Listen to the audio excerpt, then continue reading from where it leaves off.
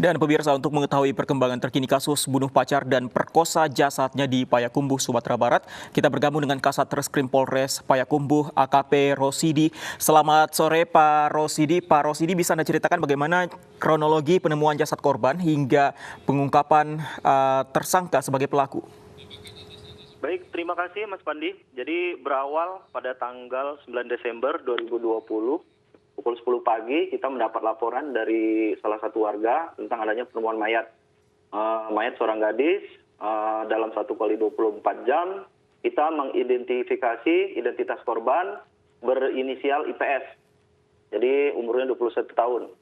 Dalam waktu 1 minggu kita berhasil mengamankan tersangka bernama Ali Muspar. Begitu rekan Pandi. Sudah berapa lama korban dan tersangka berhubungan? Jadi awalnya korban dan pelaku ini berkenalan di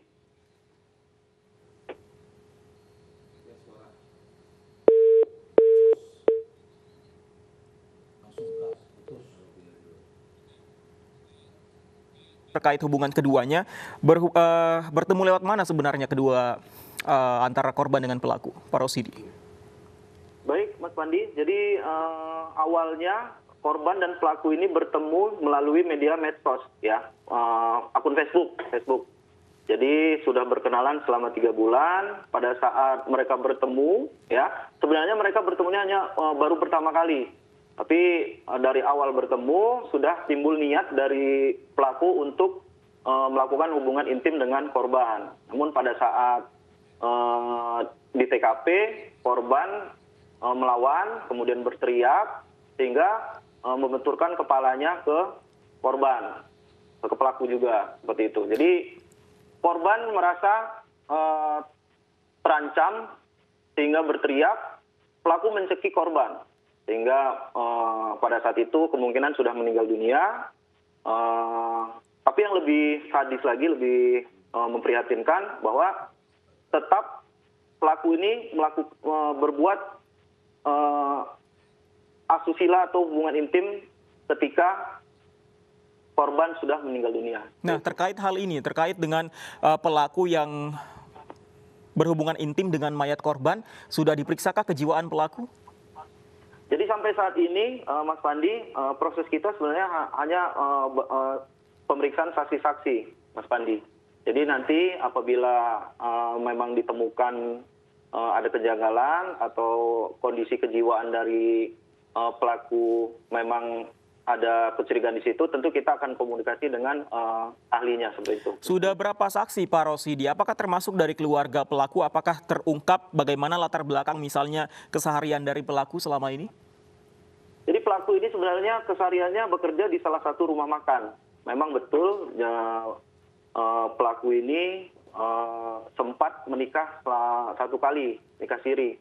Tapi yang jelas pada saat diamankan, pelaku sempat melarikan ke daerah Bukit Tinggi, sempat bekerja juga di daerah Bukit Tinggi. Saya prediksi kemungkinan jika memang dalam 1 bulan kita tidak mengamankan pelaku, kemungkinan dia akan lari ke daerah lain. Gitu. Oke, selain karena emosi korban menolak untuk berhubungan intim, apakah ada motif lain yang dicurigai atau mungkin terungkap setelah pemeriksaan pelaku, misalnya barang-barang berharga milik korban yang hilang? Baik Mas Pandi, jadi kalau disesuaikan dengan keterangan saksi-saksi, kemudian kita melakukan identifikasi, tidak ditemukan motif lain di sini Mas Pandi, karena memang ada barang berharga lainnya seperti jam dan lain-lain masih ada di TKP. Hanya saja handphone dari korban sempat dibawa lari oleh pelaku untuk kemungkinan untuk menghilangkan jejak dari perbuatan si pelaku. Kalau tidak salah ketika pertama kali diamankan, pelaku ini tidak mengakui perbuatannya. Pada saat pemeriksaan saat ini, apakah pelaku sudah kooperatif atau bagaimana? Oh ya, jadi pada saat kita amankan di salah satu rumah makan di daerah Bukit Tinggi, memang betul pelaku mengelak. Tapi pada saat kita bawa ke kantor, kemudian kita interogasi, alhamdulillah pelaku kooperatif dan mengakui perbuatannya. Kalau jejak tadi sempat kita singgung sedikit keseharian, tapi kalau tadi Anda mengatakan Pak Rosidi bahwa pelaku pernah menikah siri, bagaimana hubungan dengan mantan istrinya selama dalam pernikahan? Apakah juga pernah melakukan tindak kekerasan mungkin? Kalau tindak kekerasan tidak ada, cuman hanya saja nikah sirinya sudah bercerai kemarin ketika diinterogasi. Seperti itu, Mas Pandi. Oke, tidak ada jejak-jejak mencurigakan tindakan kriminal seperti itu. Baik, ada. terima kasih Pak Rosidi. Kita akan tunggu bagaimana kelanjutan dari kasus ini. Selamat sore Pak Rosidi.